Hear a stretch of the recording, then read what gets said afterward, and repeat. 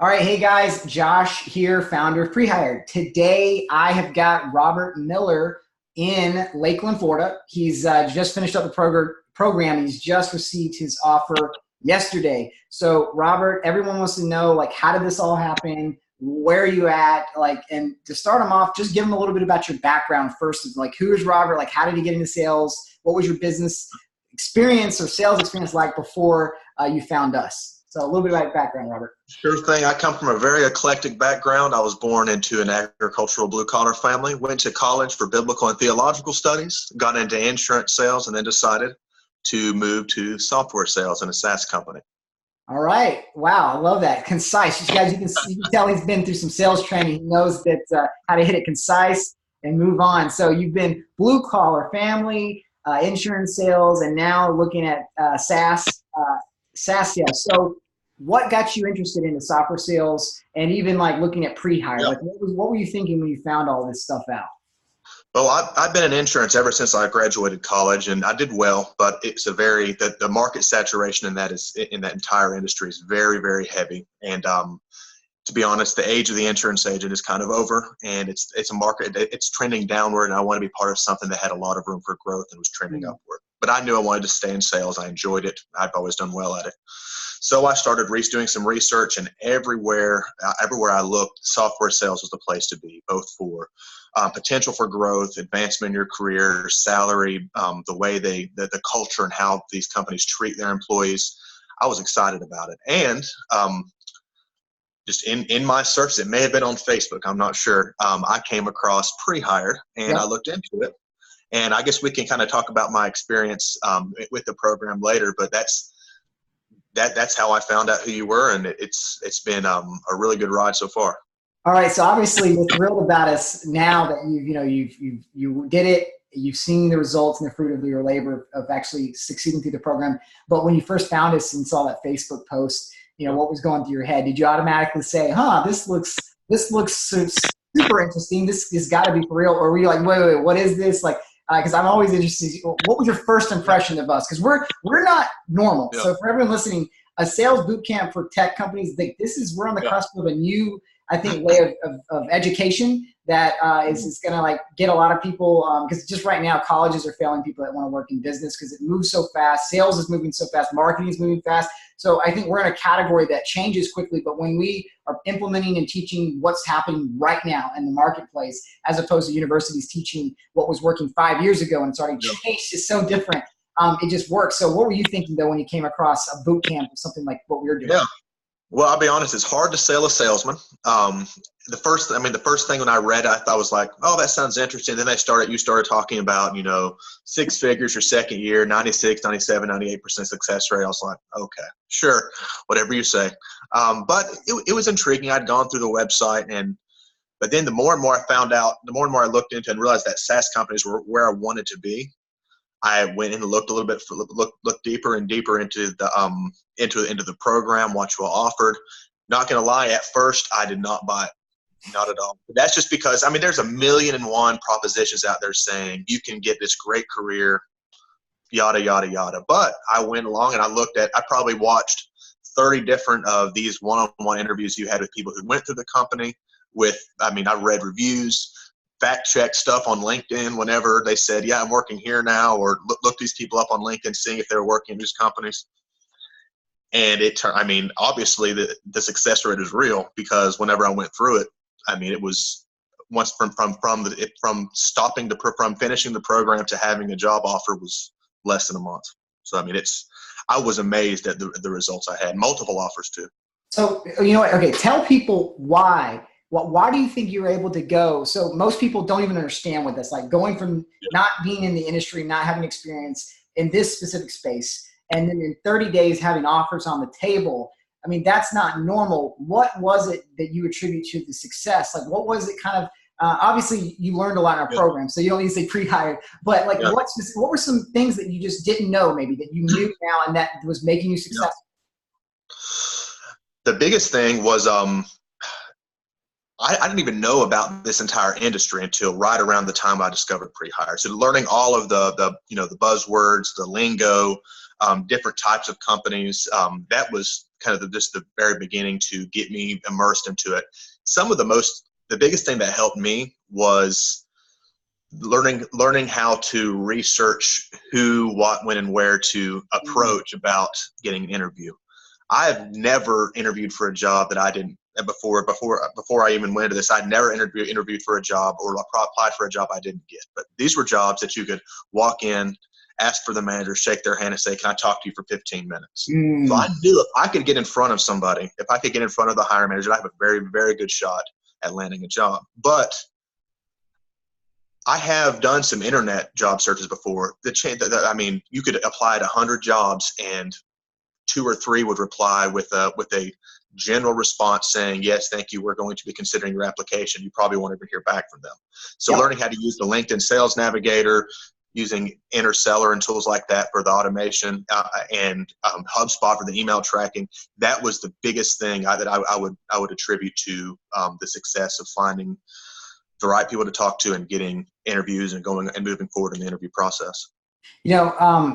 Robert, you've made a really good point that is just, I think, insightful for people listening to this. Is we get a lot of folks in outside sales that you describe, like insurance sales is a lot of like, you look someone in the eye, like not digitally like this, but you're physically there. You've got the sense of touch where you can shake their hand, touch their shoulder. You literally can smell the smells in the room. Like, I know it sounds silly, the thing's the same, but it's totally different. And you know what? If you're really charismatic and you're a likable person, and like from the time that we were kids, like we've developed our personalities, the way that we were raised, and also our interactions with our environment, that's shaped us.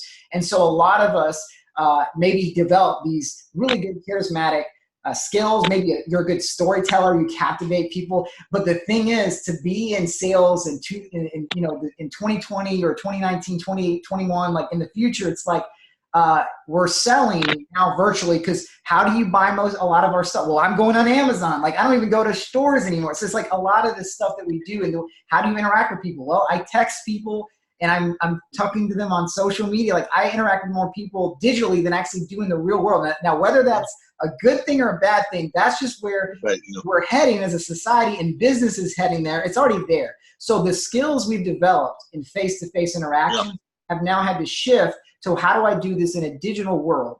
And so I think this is the biggest help that we're doing right now for someone with an outside sales background that's a good communicator like yourself, because that was actually our notes. I remember on your application in your admissions interview, I was like, this guy is a good communicator. Man, he is so much fun to talk to. And I'm like, man, if we give him this one area and you teach him this other stuff, he'll be so great. Like, that was actually in our notes. And I think that that's the thing that people need to come around. So if you're thinking, if you're watching this, I want to just give you this insight moment of if you're in outside sales, that's the missing piece. Is you don't know that maybe the tools and maybe some of the skills related to written communications, structuring like a call. Like, maybe you're really good at in-person meetings, but how do you structure a conversation virtually like this? How would you do a proposal? Like, you probably know some of the soft skills, but there's some that's missing. But then more importantly, tools and workflows. You probably never strategically or tactfully looked at like that. So those are some things to think at. And I think that you just nailed it right there. It's like, man, I didn't realize these were some of the things I needed, but now I can basically virtually walk in to a company and now get similar results of getting them to make offers and interviews. And now that's so good. So next part, what was it like getting your interviews out, like applying interviews, job offers? What were those numbers like? What was that experience like? Because you said, I got lots of job offers. Tell us about that. Yeah. I'll be honest with you. I started, I figured I'd start what I thought was small. I pretty much applied to every SDR position in the Tampa area, and there was like 2 in the Orlando area that looked like they had potential, looked like I liked them. Of those 8, I heard back from all 8. One of them said, "Sorry, we've already filled the position." The other one said, one of them, they just said, "Thank you, we're not considering your application at this time." The other 6 they began the interview process, and throughout, I probably did, oh my goodness, an average of 6 interviews per each of those companies. Two of those companies, we kind of mutually came to the conclusion that it wasn't a great fit. We were looking for different things out of the position. One was an early startup. One, they were looking for someone with no sales experience. And then that's code for they want someone on the cheap. It's not a good call normally today. Like they're going to do what they want to do. exactly. And it didn't even get to salary, so it may not have been a real player anyway. Yeah. But then the other 4 extended job Wait, offer. look at that though, guys. Okay, I had to point this out. I'm a trainer by heart, so I had to say, listen to the way that Robert's talking. He's disqualifying companies that were considering it. It's like it's a framework. It's a mindset. You've gone from like some people live in scarcity mindset, and you're in abundance mindset. So you're like, I didn't even want to waste time with them because they weren't even a real player. Like you're already so guys. This is the mindset shift that you have when you realize. It's a good position to be in. It's a very nice position to be in. I had to point that out. So you had 4 other ones that they liked you, right? Tell us about it. It's the first time I've ever had anyone try to close me on why I should work there. So I mean, it was a very good situation. They were whining and dining you. Well, not exactly, but still, they were always. Yeah. But a lot of recruiters are that way anyway. But yeah, I mean, so of those 4, they were all right in the same general vein as far as base pay on target earnings. I ended up just what ended up influencing my decision was it depends on based on where people are in life, what they want to do. I based mine off of the best potential for growth in the organization, how fast it was growing, and a general just a feel for the culture and the people I interviewed with. It was almost a coin flip, but I mean I had my choice of 4 companies, and I picked the one I liked the best. It was a really, really good. It was a great experience. So overall, guys, his numbers, just as a recap, he applied. You said to 8 companies or 9? 8 companies. 8 companies. One of them. They all got back to. So how would you guys like to have 100% of the companies you applied to give you an answer? One of them said, sorry, we'd like to talk to you, but we just filled the role. The 1 or 2 other ones said that hey, we're not going to move forward. But I think say that again. So 7 of them, 3 of them just weren't a fit. After you exchanged emails, you did a couple interviews, and then just like you mutually came to the decision. You've got different goals. I've got different goals, but maybe one of those 3 were just like not even. They were trying to get some cheap schmuck out of college who doesn't know any better to take something. They're probably, like you said, they're probably not even a real player. They don't know how to run a sales team. We won't name it, and we would never name those companies. That's not nice to do, but we will acknowledge that there's sales management teams and managers out there that don't know what they're doing. Avoid them.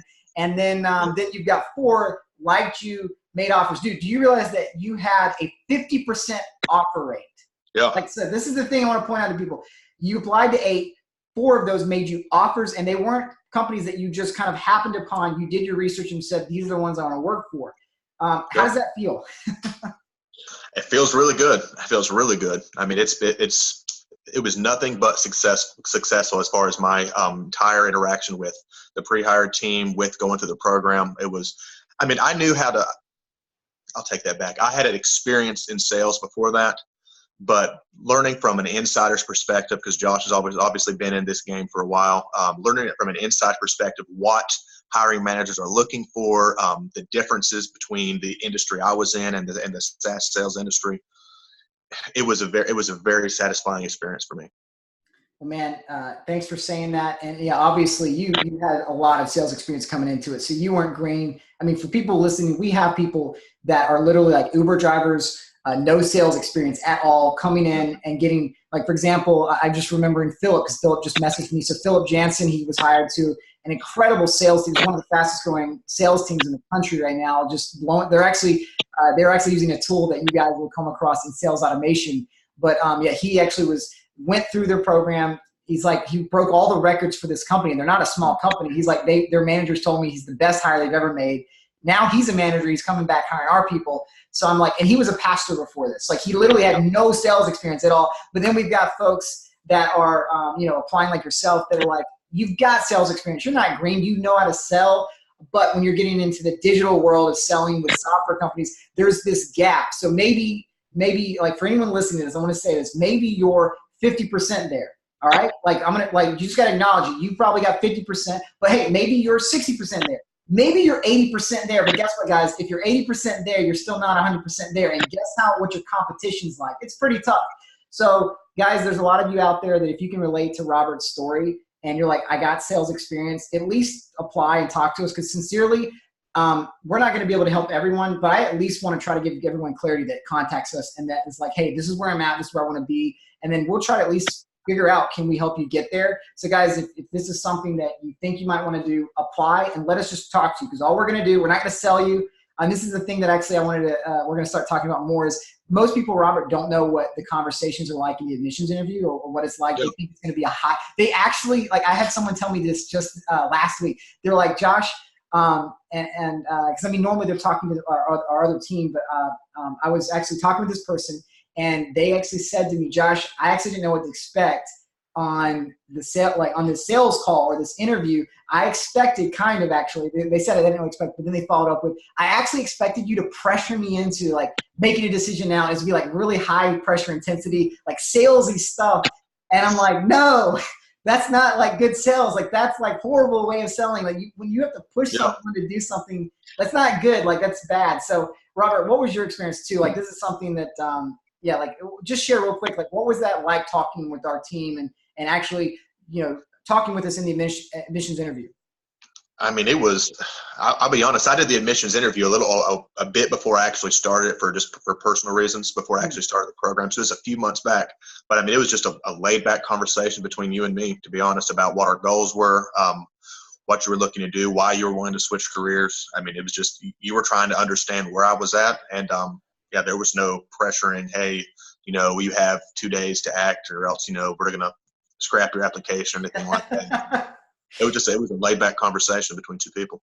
Yeah, man. And thanks for saying that. So guys, also there's going to be around this call, we're now doing sample interviews. So for some of the admissions interviews, if you're listening to this, we're actually posting them from the people that we talked to, and they gave us permission to do that. We're actually sharing some of those calls. Like, what was it like? What do we actually talk to you about? So you can actually just go see what are we going to talk to you about and what information are we going to give you for free. And it's often specific to your background because we'll talk through like this thing, like where, okay, for example, if you like outside sales, we're going to say something like, hey, are you going to be happy sitting at a desk? Because guess what? If you've been shaking hands and walking out the businesses, you are now going to be at a desk with 3 computer screens, like video calls. You're going to basically meet people virtually, not physically. Are you okay with that? If you don't like that, you will not like software sales. Don't go there. Don't apply because we can't help you. So that's the kind of stuff we talk about. But last thing, Robert, I want to end this on is obviously we had great results, but for some people that still are on the fence because they're like, I just don't know. Like, I know I want to change. I know I might want to do software sales, just not sure. And they come up with all these reasons why to not do anything. What would you say to someone who's just on the fence? I would say number one, and I have firsthand knowledge about this just from speaking to hiring managers and people in the game for the past month while doing interviews, probably 15 or 20 people, but this industry is exploding. There's a massive amount for growth in your sales career. It's a place to be. As far as pre-hire goes, all I know is I finished it. I finished it. I think it was January 28th was when I finished the program and started my application process. Only apply date, companies had 4 give me offers. It works. I mean, end of story. So, Robert, thanks for sharing your story, man. I know it's going to help a lot of people get some insight into what all this is like and if they're going to be interested in making the switch like you did. Yeah, and the one last bit of advice I'd give is do your research, both on, do your research whenever you're interviewing with anyone. That is the biggest way to impress them is do your research on the company and ask informed questions. That's what they want to see. That's the biggest feedback I got from them. Great advice, man. All right, I'm looking forward to getting updates from you in the next 6 months about where your career is at, and we're going to bring you back and probably get some updates if you're able. That sounds wonderful. Thank you, Josh.